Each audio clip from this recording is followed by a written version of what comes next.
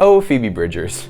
An entire generation of songwriters is right now being inspired by her music. And honestly, I'm so glad they are, because anything in that style, I'm just such a sucker for. So if you write songs that are inspired by Phoebe Bridgers, or you just want to learn a bit more about what makes her music tick so well with her audience, then you've come to the right video. This is the third time on my channel that I'm breaking down the production style of an artist and making an original song in their style, but I'm doing something a little differently this time. You see, there's this amazing YouTuber by the name of AudioHaze who's pretty much already made the seminal video on how to sound like Phoebe Bridgers. Because AudioHaze already answered the question of how do you sound like Phoebe, I want to answer the question of why did Phoebe's producers make those choices, and how can we use that information to make the right choices in our songwriting. So I'm actually going to be producing another artist's song in this video. This is her first song that she's ever getting produced, and I discovered her on TikTok through these hilarious videos that she makes of what if Boy Genius wrote this song. Am I a man?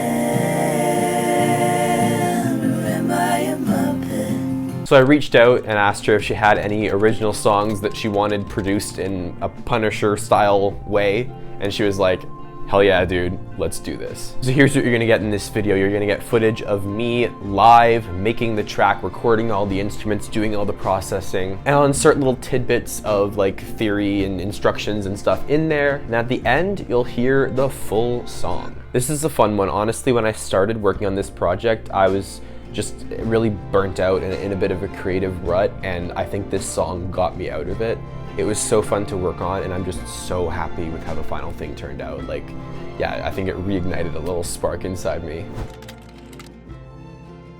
All right, it's time to get started. So when I start a project with an artist, what they do is typically they'll send me like the main instrument of the song, so usually guitar or piano, and their vocals, and these are just kind of guide tracks. Lizzie literally recorded these on like this $50 USB mic. She's since then gotten some slightly better equipment, and we're gonna re-record the final takes on that. But for now, this is like totally enough for me to go on. Basically, my first step in a project is just, I get the tracks the artist sends me, I plunk them down in my project, organize everything, wrote it properly, and yeah, let's just have a listen through to what it's sounding like now, and I'll talk you through kind of what I'm thinking for the first steps with this arrangement. Gloriously structured distraction. I'm living vicariously through a friend of a friend. You're the only one who waited. You're the only one who watched as bitter as they say. Yeah, so I mean, brilliant song, amazing songwriting. Yes, this is kind of a weird tuning. It's F-A-C-G-C-E. Has this really nice open feel. And yeah, the entire guitar part that Lizzie plays is just 2nd fret, 4th fret, open like that. So it's super open, and the top 4 strings are just ringing out the whole time, which is very, very common in this kind of style. So anyways, I'm going to play a bit with that, but I'm going to layer things up. So I'm going to start with electrics, then I'm going to record some acoustics, and then I'm going to do some bus processing on it. So I don't know about you, but the first thing that comes to mind for me when I think of the production on Phoebe's record, specifically Punisher, is that weird muffled sound at the beginning of Garden Song. Basically, you route all of your instruments that you want affected to a bus, and then on that bus, you're going to use a plugin that emulates analog degradation. If you want to use the exact same plugin that was used on Phoebe's record, it's called Lossy by Goodhertz. And if you want a free alternative, I really recommend this plugin called Codec, which is more of a digital degradation sound, but it's amazing, and I actually ended up using it in this song too, but just for a different purpose. So that's what they did on Phoebe's record, but the real important question, at least to me, is why did they do that on Phoebe's record? You see, Phoebe has a wonderful, airy nature that's just like inherent in her voice. It occupies the high end with so much clarity and emotion. So when in a production, you take away all the high end from all the instruments, That means that the only high-end information is being provided by Phoebe's voice. It's such a striking sound that plays perfectly into the strength of the artist, which in my opinion is everything that a producer should seek to do with their creative decisions. So the artist I'm working with, Lizzie, has a very similar voice to Phoebe, so it just makes sense that I would want to do a similar thing to let her voice really occupy that high end. Okay, here's the first electric guitar part.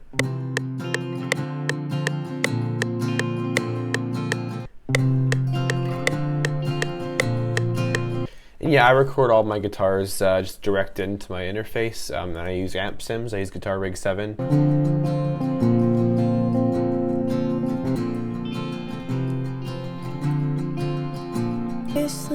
Through a friend of a friend. I think I found a nice harmony line in the guitar. I'm gonna record that in now. And I think that'll join in on verse 2. Here. Scrub out the stains in the carpet. Yeah, I think that's really cool.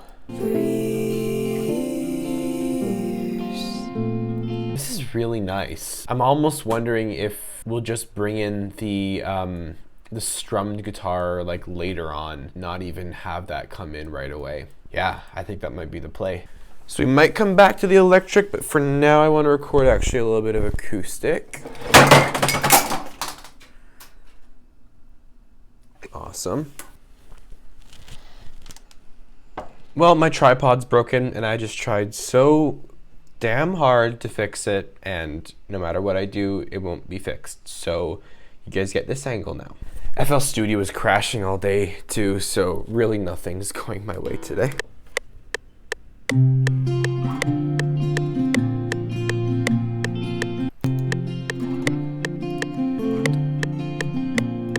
So I'm hearing during this section,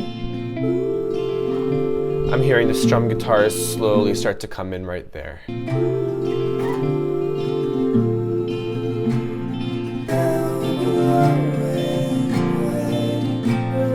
Now I'm just gonna get in that other finger picked part, and then that should be it for all the guitars. Weed out the mess we don't need. So I'm gonna do a little bit of volume automation on the strummed guitars. These are gonna fade right on in. So this is how you do the garden song thing. First thing, you just gotta get a low pass, just cut out all those highs. This time. It's got a little bit of underwater sound, and then second, we're gonna use this plugin called Lossy by Goodhertz. This time. I don't even know if you guys can see me. This is, I'll sit like this. Scrub out the stains in the carpet. Lossy is cool, but she needs to chill a little bit.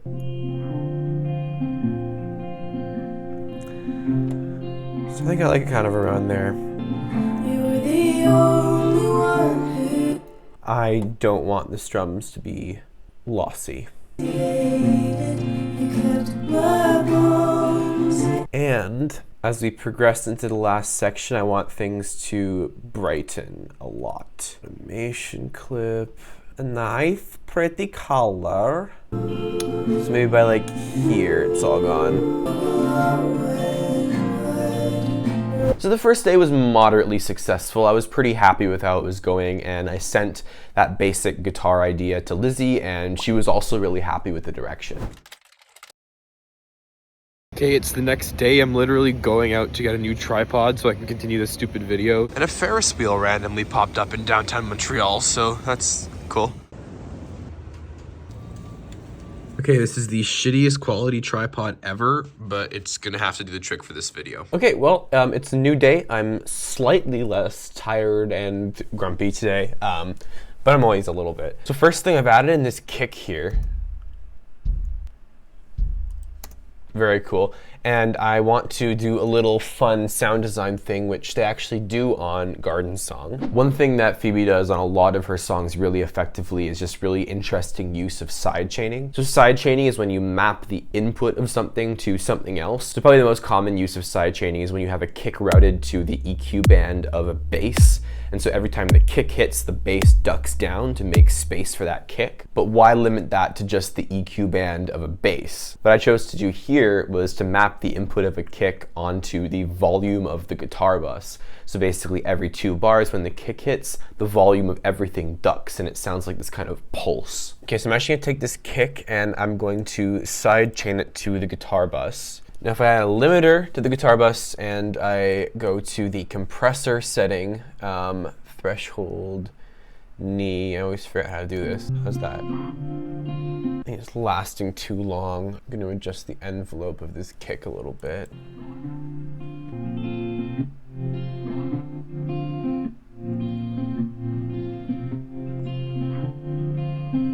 I think I like that. Okay, now I want to have some fun. Where does she do the oohs?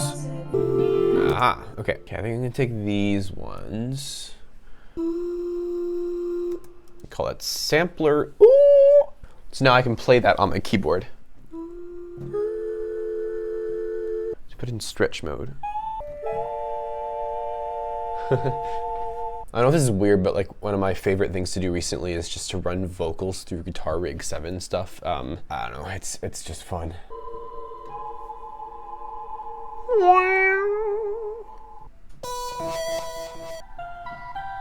And his name is John C.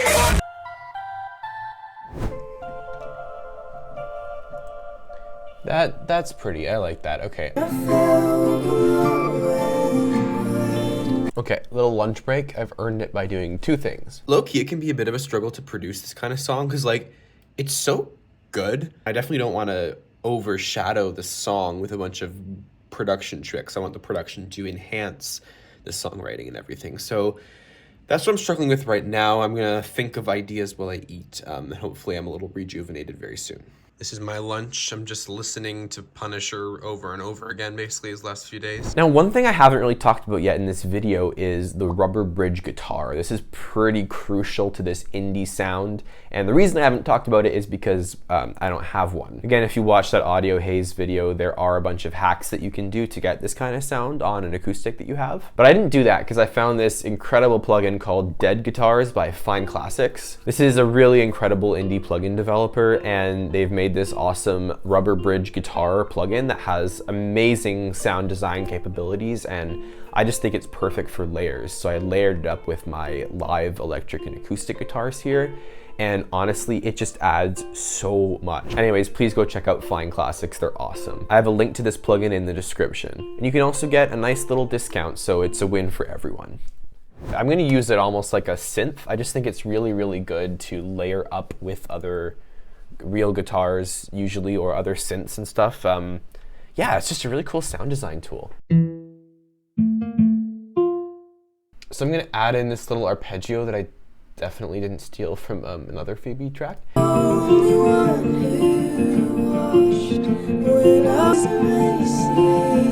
Alright, obviously that's insanely loud right now, but it's gonna calm down pretty soon. It's gonna come in there and fade in a lot. So we're gonna have one on the left and one on the right, and then together they're gonna kind of form their own thing. Kinda like that.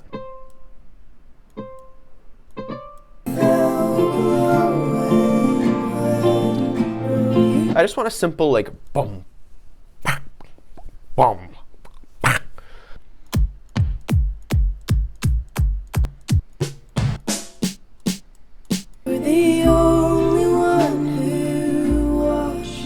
You know, that's not what I was hearing in my head, but I do like that. Hold on. I'm using these wire brushes and I almost want them to kind of sound like they're like caught and can't move. So what if I go like, for that snare to work, there needs to be a shaka shaka shaka shaka shaka shaka. That's the technical term, by the way. A shaka shaka shaka shaka shaka shaka. Okay, Okay, let's do some of the typical kind of thing as well. You were the only one who. Okay, so I did a little editing and arranging to the drums. Let's talk about strings. I'm a string player. I like to put live strings on pretty much every song. And there's also a lot of string arrangements in Phoebe's music. I think almost all, if not all of which, are done by Rob Moose, who might be the most renowned string arranger in the world right now. And I had fun building an arrangement. I wish I could show you the whole process, but this video would be hours and hours long. Instead, you'll see me just make a little snippet of it, and that's pretty much the improvisatory process that I use to do all my strings. So I find that this song has a very natural kind of like a wow, wow, I did mean a thing. Yeah, so I'm gonna try to do that with strings basically. Bark up the wrong tree. To bark up the wrong tree. Bark up the wrong tree. Scrub out the stains in the carpet. Scrub out the stains in the carpet. Scrub out the stains in the carpet. Scrub out the stains in the carpet. So yeah, I don't know, I basically just record some stuff and then edit it. I typically have to pitch correct things a lot, but I'm not gonna worry about that too much right now. Scrub out the stains in the carpet. Weed out the mess we don't need. Escape from the closet. This is genuinely how I come up with ideas. This is gonna be a violin one, not a viola one. Escape from the closet we made. Escape from the closet we've haunted. Escape from the closet we've haunted. By the way, quick little plug, if you want this live string sound on your songs, but you don't play live strings yourself, I got two solutions for you. One, I'm a producer for indie artists, and I love to put live strings on the songs that I produce, so if you think we'd be a good fit to work together, you have music in this style or something similar, then feel free to hit me up. I'd love to chat and see if I would be a good fit to work on your project. I also made a sample pack of me sliding from every note to every note on the violin. It's a huge sample pack. There's a free and a paid version, but basically it's meant to be used together with MIDI strings to just breathe a little bit of life specifically into the moment when you change chords. Anyways, I have a whole video in that sample pack here, and I have more information on my website. But if you're looking for this kind of live string sound, those are the ways that I can help you. So the next day was pretty damn exciting because Lizzie sent me her final vocals. So like I mentioned, she recorded the demo on this like $50 USB mic. Lizzie ended up getting a Rode NT1A and a Behringer UM2 Euphoria, which I think combined is like $200 for the interface and the microphone. Really nothing fancy, but just having those basics, having an interface with a good DSP and, you know, just like a condenser microphone, it just makes a massive difference. And the moment I plunked those new vocals down to the session, I was like, this is happening and this is awesome. You're the only one who waited. You're the only one who watched when I was emaciated. It's just awesome. So I reached a really interesting stage with this song where it felt like the production was getting kind of busy, like there were a lot of things going on, but it also sounded kind of empty. If you're anything like me, this has probably happened to you over and over again, and here's how I kind of approach fixing that. So remember that every layer you add doesn't and probably shouldn't be adding entirely new musical ideas. Like in this production, I have a bunch of instruments that are just doubling the melody of the vocal. This adds so much intrigue and like sonic space, but it doesn't end up making the mix sound busy because they're all playing the same thing. So your ear kind of registers it as one layered, intricate sound as opposed to chaos. I feel like I want something that sounds kind of modular. If you guys don't have decent sampler, check it out. But yeah, they have tons of awesome free libraries on here. This modular library, I love using this thing, and it's free, so yeah.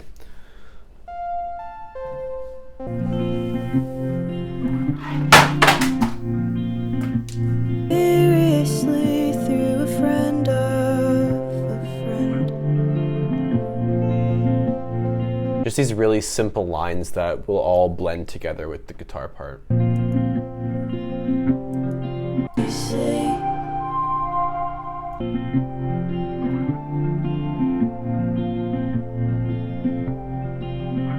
I really want a synth arpeggio to grow throughout the whole final section.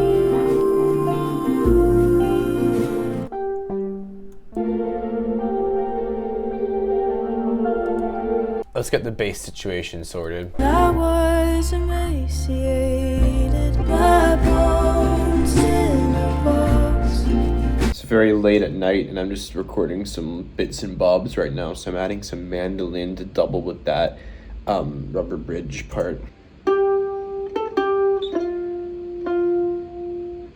And doubling the higher synth with a lower synth. Living vicariously through a friend. Okay, I am bouncing the track right now and I'm gonna send it to, I almost said Phoebe, to Lizzie. Yeah, so I'm pretty happy with where it's at. Tomorrow, I'm just gonna go back, I'm gonna get Lizzie's notes and I'll make those changes, but I'm also gonna add some more strings and I'm gonna do some weird vocal stuff. I'm just too tired to do that tonight. So yeah, tomorrow is the last day. We wrap this damn thing up. Just to give you guys a little view into like the behind the scenes of how this sort of thing works, the way I usually do revision notes when I'm working with an artist is through this awesome free platform called Samply. Basically, I upload the audio file like you can see here, and then the artist can actually make time-stamped comments. So you can say things like, "The strings here are heavenly. I genuinely cannot get over them. Thanks, Lizzie." But yeah, this was actually really helpful because Lizzie had 2 comments that guided what I did in this final stage. There's a little pause here where the drums stop, and that was kind of still in the works. I knew there needed to be some kind of like breaking it up there, but I wasn't happy with how it was sounding yet. And then at the end, she wanted an outro, which I didn't have yet. So I'll show you what I did for both of those. I just added these little samples, these risers that, you know, it's just swooshes between sections. You're the only one. Now, another thing you might have heard there was the strings. So I finished the string arrangement, you know, using that same process that you saw. You saw a little sneak peek in there. But I always like to add this kind of textural stuff. And a lot of tremolo with some really intense reverb. I use these strings mostly to ease transitions between sections. So as we're building towards the chorus and when the snare finally hits, we have this violin that just kind of grows in tension and little harmony layers appear.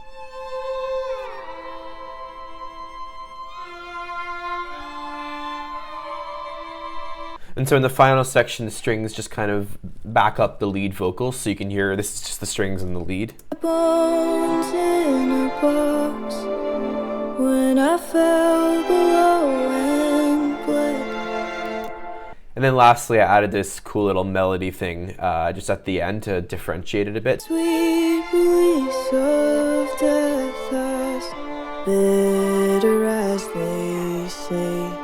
Now basically just 2 more things that I did. One is this outro. As bitter as they say.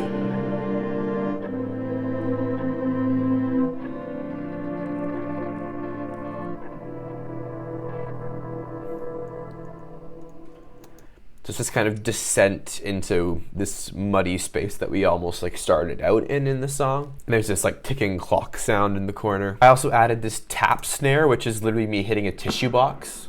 Here's what it sounds like dry. It's just me doing this. Anything is a drum if you want it to be. And then I have a little EQ curve. I'm taking a lot of the low end and also a lot of the high end, and just the nice big dark reverb. Use them. Then I also copied some of Lizzie's later vocals into the intro, the ooze, just so there's, again, a little bit more going on in the intro. So these just come in and they're all with the degradation. Then I have this vocoder layer. So it's just running through like the stock vocoder on FL Studio, and it's just, it's this kind of robotic sound.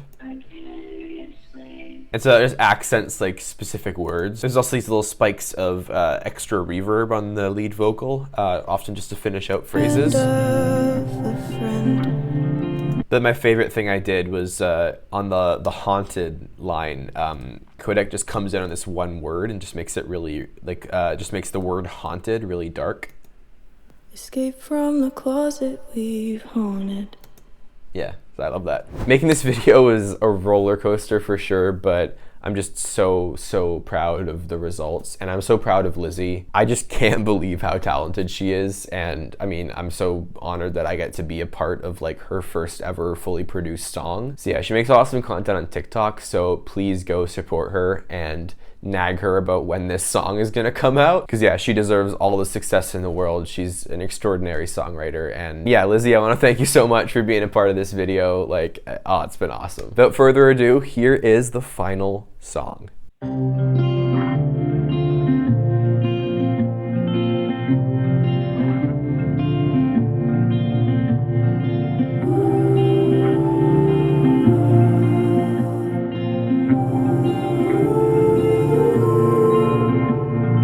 Gloriously structured distraction. I'm living vicariously through a friend of a friend.